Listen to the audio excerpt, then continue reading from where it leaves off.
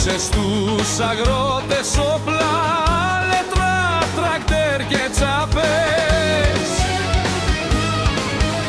Σβήσε πια την αδικία από τους φτωχούς εργάτες. Σβήσε πια την αδικία από τους φτωχούς εργάτες.